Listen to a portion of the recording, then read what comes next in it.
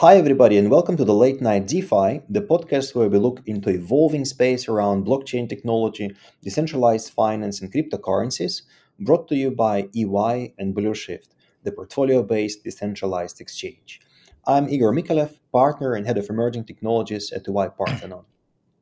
And I'm Peter Buey, digital content creator at Blueshift. And this week we have quite a few news stories for you guys. And this first one here is around a Cardano lending stablecoin protocol called Ardana. And Ardana has abruptly stopped its development after several delays.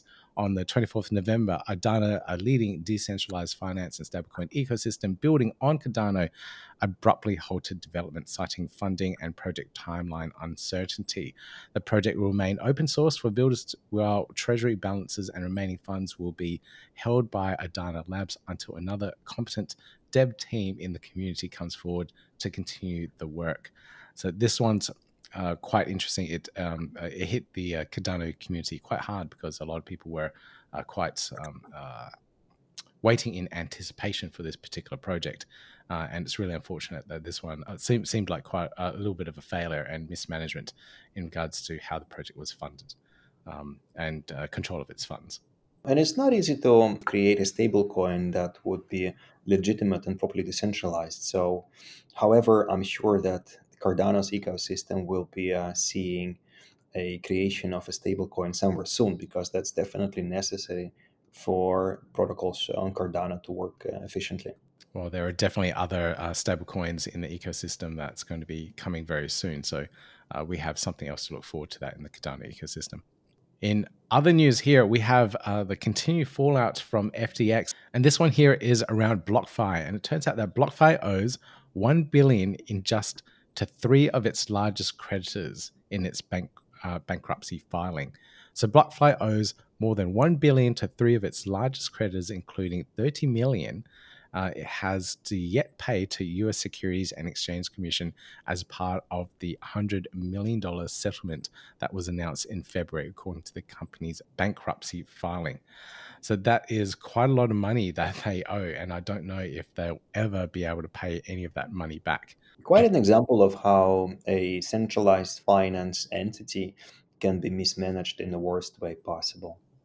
Very much so. And the saga actually continues with the bankrupt BlockFi suing FTX founder over Robinhood shares promised as collateral as well. So there's a lot of money that's missing in the ecosystem that he said, she said is owed to such and such. But with funds locked up at the moment, no one's getting anything that they're owed. So this one here is a continuing saga of this whole FTX fallout. And to continue it further, we've seen the biggest outfalls in 12 weeks as investors cash out following the FTX fall. So this just gets more and more brutal in this bear market. The brutal bear market continues with crypto investment products last week experienced their biggest outflows in 3 months, according to a news report. Digital asset investment firm CoinShares said Monday that investors took out 23 million last week. Huge amounts of outflow at the moment, but we're not sure what's happening with this money. Are they leaving the market and industry completely, or what could they be doing? Yeah. And I think some of that money is surely leaving the industry. We can actually see it from an example of UK-based bank Starling that starts banning crypto-related purchases and deposits, citing high risk. And I also know from the Netherlands-based banks, a similar scrutiny is going to be applied somewhere soon, as far as I see it, right? But that's my perspective. However, we'll see if other banks will also downright ban off ramp of fiat. We'll see about that. However, that definitely is something that correlating really well with the cash flowing out of the FTX related assets and basically the downfall of FTX triggered many other people to reconsider their investments and they're basically getting their money out of the crypto market as we speak. Is this the end of crypto? I don't think so, but surely it's probably getting closer to this cycle where we have a lot of people disillusioned in what it means to trade and own crypto, and a lot of people are reconsidering that process now, right? So we see that fork in the road. Some of the people say, hey, we need more regulation. Regulation needs to consider better what it means to have the asset proofs officially delivered to the community and to regulators. And the other part of the people that says, well, let's give up on centralized finance altogether and simply work in the domain of DeFi, where you do your own custody and you don't care anymore about any kind of CeFi entities that can mismanage your assets. I think both of those groups are quite right, and those developments are good ones for the next cycle of crypto. Yeah, a really big shakeup. We'll see what happens in the next cycle, and fingers crossed it's better and we've learned from our mistakes. Now, this one here is around the NFT space, and there's been a little bit of controversy around royalties at the moment in the space. So OpenSea launches an on-chain tool to enforce NFT royalties. The royalty enforcement tool only applies to new NFT collections at this stage, with a decision to be made to existing collections at a later date. So this is all around controversy. Various different NFT marketplaces are going to enforce them, not going to enforce them. So others have went, hey, no, we're not going to enforce these royalties at all.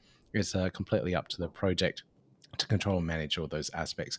So this is a very interesting move for OpenSea, which is one of the biggest, if not the biggest, NFT marketplace in the whole crypto space to enforce NFT royalties. For me, from my point of view, I think it's rather important for the projects and the artists within the communities to be able to get these royalties and a continuous stream of revenue from the artwork as it gets sold and traded amongst speculators. Absolutely. I think it's only fair that the royalty collection is now more algorithmic and more transparent. I think that the industry is developing fast, and I'm personally happy to see that it is somewhat competitive already with traditional IP and royalties ecosystem that we have in our world for, well, I think over 100 years. So I think it's very well done by the creators and the community. One interesting piece of news that we wanted to bring to you here is about Ethereum. So Vitalik reveals a new section in the Ethereum roadmap, which is called the Scourge. Just for your information, it consists of merge, search, the Scourge nowadays, the Verge, the Purge, and the Splurge. Right? So this one in particular, Scourge, allows the new milestone that introduces something that's called minor extractable value mitigation. Right? So the story here is that as a miner, you could front run transactions on Ethereum by hypothesizing, as you're a miner, which transactions from the mempool will be added ultimately to the block, right? And if you know that, then you can also create smart strategies to front run those transactions, right? So even before on-chain arbitrage bots kick in and try to arbitrage, you as one of the bigger miners can surely influence what's going to happen, and you can definitely benefit from it. So therefore, the concept was introduced, which is called minor extractable value. And the idea here with Scourge is to basically nullify as much as possible or make that transparent in a way that miners, and we know that on Ethereum we have quite large, several big mining collectives, will not be able to anymore leverage that value just for themselves. As a result of this, Ethereum has become associated with a higher degree of centralization and censorship following its transition to proof of stake. Right? So this will mitigate it, and hopefully Scourge will help us to make Ethereum a more decentralized, more neutral to other types of stakeholders in the ecosystem place. I hope so too. I have seen this trending on social media quite a bit, and Ethereum getting a lot of flack in regards to its centralization of its proof of stake network, how it is now, and how the centralized entities are there and could potentially manipulate the chain and transactions, as you explained. So fingers crossed this one does get through the line. I don't know the timeline for this one, but I do believe it's sometime next year. So the last piece of news here is around Telegram. So Telegram continues its focus on crypto and currently delivered a bit of a change, a bit of a feature to the blockchain community. So with this, as a result of recent upgrade to the wallet bot, users of Telegram app are now able to purchase and sell cryptocurrencies without leaving the application.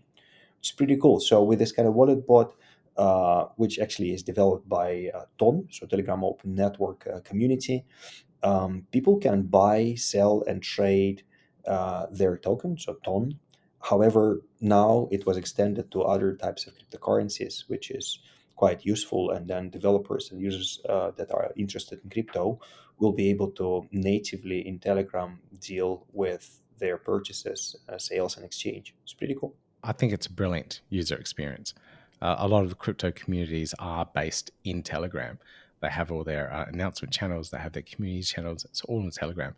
So having that user experience where the users are just perfectly makes sense. So I love the adoption and the growth and the development of this particular bot to allow people to trade and do their crypto work within the Telegram ecosystem itself. And that is it for another episode of Late Night DeFi. Please make sure you give us that thumbs up, subscribe, and please leave a rating and review anywhere you listen to this podcast episode. And we'll catch you in the next episode. Bye, everybody.